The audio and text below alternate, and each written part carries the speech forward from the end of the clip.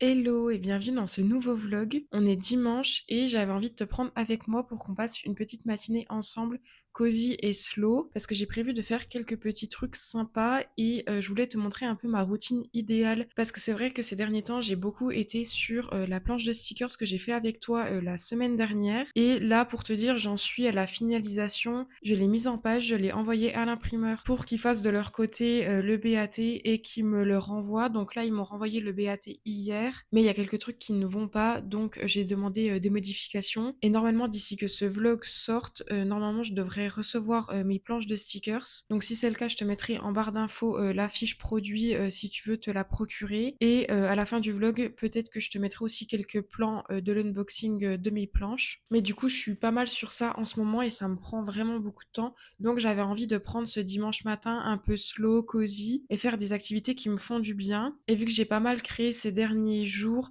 je ne pense pas créer dans ce vlog-ci, mais j'espère quand même que cette vidéo te plaira. Je me suis fait un petit thé, n'hésite pas à te préparer aussi une boisson chaude. J'ai pas pris la caméra dès que je me suis levée parce que j'aime pas être sur mon téléphone dès le matin. Mais là, il est 8 h il me semble, et ça fait à peu près 1 heure que je suis debout. C'est vrai que j'essaye de me lever assez tôt, même le week-end, comme ça on peut avoir de bonnes journées devant nous et pouvoir profiter, prendre du temps pour soi, etc. Et je ne t'ai pas filmé non plus mon petit déjeuner, mais en soi, on a 3 petits déjeuners qu'on aime bien faire. En soi, c'est à peu près toujours la même base, c'est toujours Philadelphia œuf. Et après, ça dépend, c'est soit bagel, soit tartine. Et sinon, aussi, quand on n'a pas trop le temps, mais ça, c'est plutôt en semaine, on se fait un bol de chia qu'on prépare la veille quand on sait que le lendemain, on n'aura pas trop le temps de faire le petit déjeuner. Mais on préfère largement déjeuner salé. Et ensuite, on prend toujours un café. Donc là, c'est un thé, mais en général, c'est un café. Et on le prend souvent 1 heure après le petit déjeuner pour s'assurer qu'on assimile assez bien le fer. Et en général, je prends mon café ou mon thé en écrivant mes pages du matin. Donc c'est ce que je vais faire maintenant. Je t'en parlais déjà dans un précédent vlog, mais vraiment, les pages du matin, le journaling, ça me fait vraiment beaucoup de bien. Si je n'ai pas le temps de le faire le matin, en général, je le fais le soir. Mais en tout cas, j'essaye de le faire vraiment tous les jours. Avant, je m'étais donné l'objectif d'écrire 3 pages par jour, mais c'est un peu compliqué à tenir sur la durée. Donc j'écris un peu la quantité que j'ai envie chaque jour. Et je trouve ça très important de tenir un journal et d'écrire un peu ses pensées, etc. au quotidien. Ça permet aussi de se décharger l'esprit. Moi, je sais que quand je suis stressée, j'aime bien écrire, prendre le temps d'écrire. Et je sais que ça va beaucoup mieux après.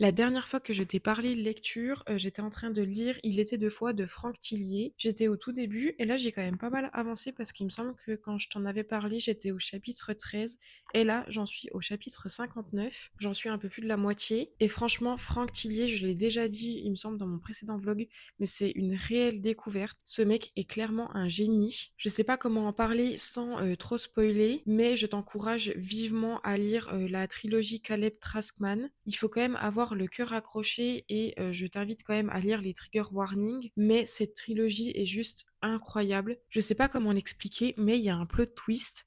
Et contrairement à toutes les histoires que j'ai pu lire, c'est pas un plot twist lié à l'histoire, mais c'est plutôt un plot twist de comment tu vas percevoir le bouquin. C'est vraiment très bizarre à expliquer, mais je trouve que cette trilogie, elle montre parfaitement la ligne très fine qu'il peut y avoir entre la réalité et la fiction quand tu lis un bouquin. Et c'est la première fois que j'ai un changement de perception lié à mon rapport au livre plutôt qu'à l'histoire. Je sais pas si j'arrive à bien expliquer, mais s'il y a d'autres personnes qui ont lu cette trilogie, n'hésitez pas à dire en commentaire ce que vous en avez pensé, sans spoiler évidemment, mais peut-être que vous trouverez plus facilement les mots que moi. Mais j'avoue que c'est la première fois que ça m'arrive, donc j'ai du mal un peu à trouver les mots, à mettre des mots sur ce que je pense, tout ça. Mais en tout cas, j'adore cet auteur, je pense en lire d'autres. Si tu as des recommandations de cet auteur-là, n'hésite pas à me les dire en commentaire. J'ai vu que dans mon précédent vlog, on me donnait des recommandations, donc je vais les regarder également. Là, j'aimerais bien me faire une bonne session lecture. J'en suis à la page 335, donc comme je te disais, du chapitre 59. Je pense que je vais à peu près lire 1 heure, comme ça va me permettre de voir aussi combien de pages j'arrive à lire en 1 heure.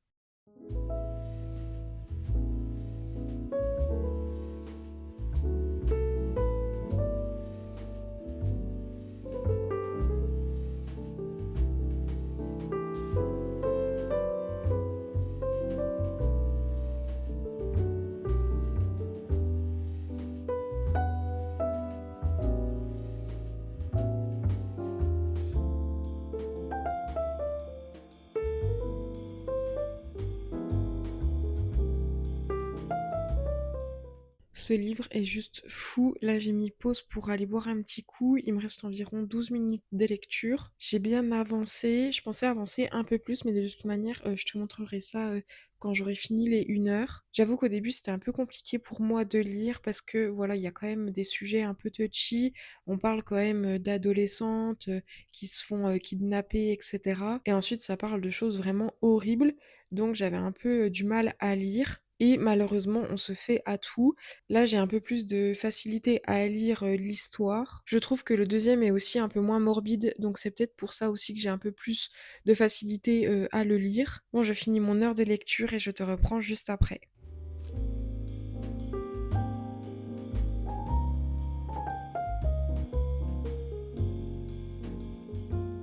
Je viens de finir mon heure de lecture. J'ai pas énormément avancé comme je te le disais. J'ai lu, je crois, une quarantaine de pages parce que j'étais à la page 335 et je suis à la page 379. J'ai lu 7 chapitres au total, ce qui représente ça environ. Je vais te montrer, donc c'est quand même pas mal. J'avoue que d'avoir le chronomètre juste à côté de moi, ça m'a un peu perturbée dans le sens où j'étais pas à fond dans ma lecture. De temps en temps, je regardais un petit peu le chronomètre, tout ça pour savoir où j'en étais. Et du coup, bah, ça me coupait de ma lecture, donc c'est peut-être pas le mieux. Même si j'ai bien aimé savoir à peu près combien de pages j'arrive à lire en 1 heure. Mais peut-être que si j'avais pas eu le chronomètre, peut-être que j'aurais lu un peu plus parce qu'il y a beaucoup de moments où j'ai dû me remettre dans la lecture après l'avoir regardé. Chose que je n'aurais pas eu à faire si bah, j'avais pas eu de chronomètre tout simplement. Concernant la lecture, là, ça commence un peu à s'accélérer. On n'est clairement pas au dénouement parce qu'il reste quand même pas mal de pages, mais ça commence à s'accélérer pour les personnages. Je commence à ressentir une espèce d'angoisse liée au suspense. Jusque-là, ça allait, mais là, ça commence vraiment à s'accélérer comme je te le disais, et les protagonistes se mettent dans des situations un peu stressantes. La lecture du livre m'angoisse un peu moins que pour le tome 1, et je pense que c'est dû au fait que les protagonistes du tome 2 sont des hommes, alors que pour le tome 1, la protagoniste principale était une femme, donc je pense que j'avais plus de facilité à m'identifier, ce qui fait que je vivais un peu plus le livre, et du coup, je stressais un peu plus pour elle. Voilà pour ça. Là, je pense que je vais dessiner un petit coup au début du vlog. Je te disais que j'avais peut-être pas forcément envie de créer aujourd'hui, mais finalement, j'ai bien envie de dessiner dans mon carnet de croquis, donc je pense que c'est ce que je vais faire. Je vais juste dessiner au crayon de papier pour pas me mettre de complexité avec un médium en particulier, mais juste pratiquer. Pendant que j'étais en train de lire, j'ai du coup reçu le nouveau BAT pour mes stickers. Je l'ai approuvé, mais je pense pas que je recevrai le colis avant que ce vlog sorte. De toute manière, dès que j'ai des nouvelles, je te le dis, et n'hésite pas à venir me suivre sur mon Instagram que je mettrai quelque part par là. Si tu veux être au courant de quand la planche sort, n'hésite pas à me suivre par là-bas aussi. Je pense que je ferai une story quand je la mettrai en vente. Je me suis du coup munie de mon carnet de croquis. C'est un carnet de la marque Talens. Franchement, ils sont pas chers et ils sont super bien. Surtout que je trouve qu'ils résistent assez bien à l'eau. J'ai parfois utilisé de l'aquarelle et de la gouache dans ce carnet et franchement, il a assez bien tenu. J'ai un peu honte des dessins que j'ai dans ce carnet, mais ça me rappelle quelques souvenirs, donc c'est trop bien. J'avais réalisé ce dessin, donc c'est avec la vasque olympique et paralympique de Paris 2024. Et franchement, ça me remémore de bons souvenirs. Donc j'aime bien aussi utiliser ce carnet pour parfois faire des dessins un peu à l'arrache comme ça, mais qui me rappellent après par la suite de bons souvenirs. J'avais aussi réalisé ce croquis que j'avais fait à la Villa Monastero quand on était parti en Italie avec mon copain. Et je me souviens que j'avais réalisé ce croquis en dessin d'observation et ça avait été un super bon exercice, donc je pense qu'il faudra que je le refasse. Qu'est-ce qu'il y a d'autre que je pourrais te montrer également? On va pas se mentir, mais dans les carnets de croquis, c'est souvent des tests et du coup, c'est jamais très beau. Par exemple, j'avais réalisé ce poussin à la gouache. En soi, le poussin, ça va, mais alors les herbes et les espèces de fleurs autour, c'est vraiment ignoble. Mais bon, ça permet de pratiquer, de faire des tests, de tester de nouveaux médiums aussi. Là, c'est une étude d'un animal que j'adore, la loutre. Je sais pas si tu verras bien.